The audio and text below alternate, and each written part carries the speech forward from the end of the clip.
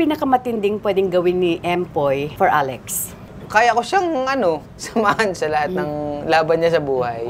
Okay. Yun. Wow, that's nice. Anong trato mo kay Alex? Katulong po.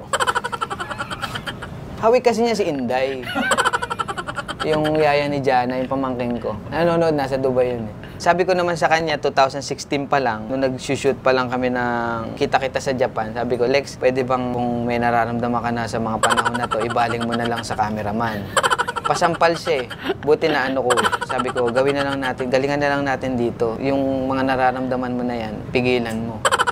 Hanggang ngayon, napipigilan naman niya. Sa araw na ito mga kaibigan, ay sana naman pong special na celebrity ang ating makakakwentuhan. Hindi ko lang po ginagarantiya sa inyo mga kaibigan kung magiging matino po ang aming kwentuhan. Kaya mga kaibigan, let's all welcome Empoy Marquez! Hello. Hello. Sorry. Mag-start na kami. Wait. Fairness naman to him, he's been trying talaga to squeeze me in sa kanyang napaka-tight na schedule. Pero talagang alam ko kung gaano siya ka-busy. Pero ngayon, bakit ka nandito? Actually, nag-deliver po ako ng mantika sa kabila. Nadaan ako, may ilaw. Sabi ko, pasok na rin ako dito. At nagkataon nandito ako? Yes po. Ayan ka na talaga eh. Kailan ka nagiging seryoso? Pag tumatay po ako.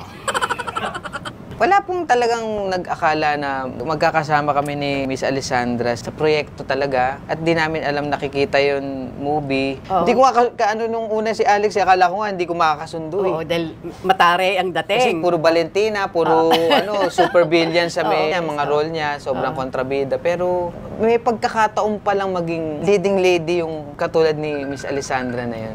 Hindi ko rin po inakalang may pagkakataon na maging leading man naman ako. Diba? Di mo in-imagine yung sarili mo, diba? Nababanggit na rin lang natin si Alex. In this business, kukonti lang ang makukonsider kung talagang super close sa kanya na kaibigan. Isa ka doon. Pangalawa ka to Piolo or either ikaw ang nauna or si Piolo. Talagang sobra kayong tinitreasure niya as star. Closest to her. Ikaw, anong trato mo kay Alex? Katulong po. Hawig kasi niya si Inday.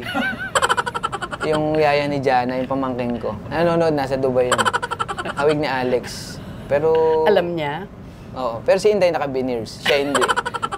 Hindi, joke lang. Love na love kaya sobrang love na love ko si Alex. Totoong tao kasi siya. Sobrang at mabuting tao si Alex. Iba siya. Iba siya sa mga ibang mga nakasama kong leading lady. May kakaiba kayong chemistry na dalawa. Kasama kayo from Kita-Kita. Record-breaking yun. As an indie movie. Up to, sabi nga ni Alex, binigyan daw kayo ni Piolo ng tigo 1 million na bonus. Opo. Wow, anong ginawa mo dun sa 1 million? 1 million. Pinigay ko kay Alex kasi kailangan niya eh. Napaka-generous mo Opo naman. Totoo naman po kasi ganyan po talaga ako mapagkawang gawa. Magmahal. Pero nung kinabukasan, kinuha ko ulit sa kanya. Kailangan ko pala.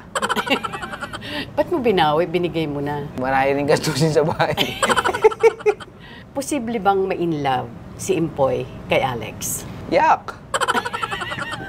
Hindi, siyempre pa, sino naman hindi mag-i-inlove do kay Miss Alessandra De Rossi. Kaya lang, alam ni Alex na ginagalang namin yung isa't isa, yung pagkakaibigan namin. At sabi ko naman sa kanya, 2016 pa lang, nung nag-shoot pa lang kami ng Kita-Kita sa Japan, sabi ko, Lex, pwede bang kung may nararamdaman ka na sa mga panahon na to, ibaling mo na lang sa cameraman. Pasampal siya eh. Buti na ko. Sabi ko, gawin na lang natin, galingan na lang natin dito. Yung mga nararamdaman mo na yan, pigilan mo.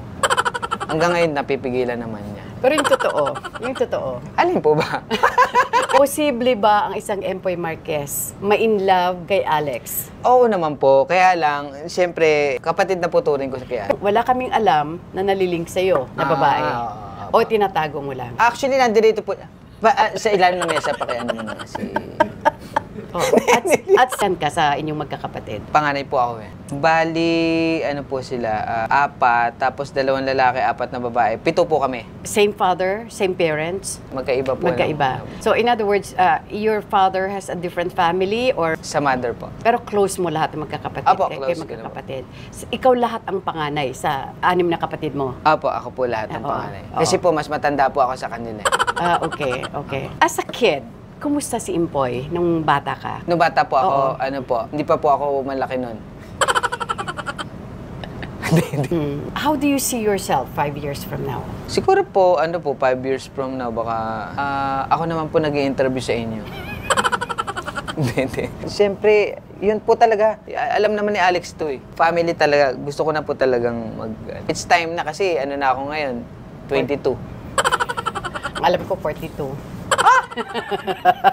Wala. Pwede po ba mag-request? Ano yun? Lakas po natin yung aircon para mas Kasi pag malakas ang aircon natin, binuksan natin ito rin. May kumot naman dito.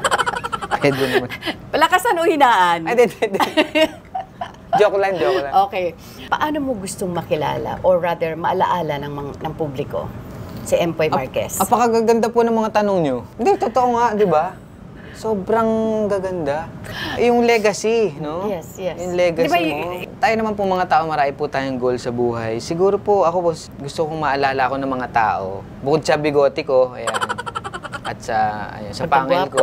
Pagkagwapo. Siguro yung maging masayahin ka lagi. Ayan. Huwag mo kailangan lagi kang positive. I-claim mo lagi kung ano yung mapupunta sa'yo, kung ano yung magkakaroon ka. Happy lang. Ayun. Kung hindi po tayo magkakilala, Tita Aster, ilan taon na po ako? Kung hindi, nasa late 30s, gano'n. 30s, 31s, 32s, mga gano'n. Mid. Mga gano'n. Oo. Tama naman. Oo. Bakit mo tinanong yun? Kasi nga, maraming nag-ano sa akin, pagka nakasalubong ko sa mall, sa daan, something, bata pa pala siya. Minsan nga, may nakasalubong ako eh. Sabi niya, uy, ang bango pala niya sa personal. So sa TV, ang baho ko, gano'n. May ganun kasi. May ganun. Pero ikaw ba, nagmo-mall ka pa rin? Pero nagsha-shopping ka ba? Kahit ngayong sikat ka na? Di ka ba pinagkakaguluhan? Yung mga matatalino lang. Not too long ago, right now, sino ang, kung papipiliin ka, Empoy, sino ang next mong gusto makatrabaho? Miss Aster Amoyo. We're talking now, okay. Nag-uusap na Which tayo. is, eto na to yung Ito na work yun, natin. oo. So, dapat iba. Debra Liz. Belasote. Belasote, oo, di ba? Ay, Tita Debs. Hindi. Si talaga, kilala naman ni Kuya Otep yun eh. Sino? Yun nga, si Kay Abada yan. Talaga? Gusto ko siyang, crush na namin yun nung magkaka-classmate kami. Okay, oo. Tabing Ilog days pa lang. Okay. So, pinanunood mo yun? Pinanonood ko po. Oo. Who do you look up to as a comedian? What?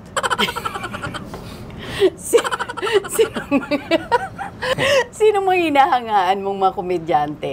Ako po kasi Tita Aster, sobrang lahat ng komedyante sa buong Pilipinas, sobrang proud ako sa kanila. At ba't ko po nasabi kasi, gusto ko kasi yung nagpapasaya ng tao. Pagka kung maglinis ng bahay ng tiyahing ko, which is, pag natapos ako, bibigyan niya ako ng pambaon, ganyan. Hanggang sa, nakaipon ako, nakabili ko ng mga ganyan, kung gusto ko sa sarili ko. Ang dami pong naging work din nung bata. Ano yung mga odd jobs na ginagawa mo sa Young Boy? Nagre-repack ako ng sampalok, nagre-repack ako ng mani, pastillas, gano'n. Yung maliliit na, yung mga naalala ko na talagang pinagdaanan ko po talaga. Hindi ko siya kinakaya kasi naging, naging stepping stone ko yun sa lahat po ng mga bagay na. Kung i-rewind ang buhay mo, anong parte ng buhay mo? Grabe mga tanong ni Tita Aster, no? Ginawa niyo naman po akong tape. So, kung i-rewind ang buhay mo, anong gusto mong balikan? Anong parte ang gusto mong balikan? Nung time na kasama ko po yung lola ko, nabuhay pa siya nung time na yun. Actually, wala naman kaming pagkukulang sa lola ko. Kami po yung kasama niyan lumaki. Sa lahat ng mga apartment na naupahan namin, kasama namin yung lola ko. Gusto kong, ialay sa kanya. Yes, yung Hindi na niya inabutan. Yung katanyagan. Oo, hindi na niya inabutan to. Naabutan naman po niya, kaya lang, hindi po ganitong ka-successful na Kung halimbawa lang, dumating yung araw na sabi mo nga, in 5 years time or even less, gusto mo na magkaroon ng pamilya, anong hinahanap mo sa isang babae? Gusto ko po talaga yung magaling magluto, maganda yung boses habang nagluluto, at mapagmahal sa pamilya. Mensahe mo kay Alex if she's watching right now. Lex! Ayun. Laki na camera mo, ha? Lex, you know naman how much I love you as brothers and sister. Ayan. And thank you sa lahat ng mga mo sa akin. Pag guide mo sa akin, sa lahat ng mga pangaral mo. Thank you sa pagiging nanay mo. Love you sa akin. Sige na. Mensahe mo sa lahat. Yun, sa lahat po ng supporters ko, salamat po. Simula nung nag-start po ako ng 2003, until now na 20 years na sa industriya. Salamat po sa inyo lahat and yun. Asahan nyo, mas marami pa tayong pagsasamahan at marami pa tayong gagawing mga projects. God bless sa inyo lahat.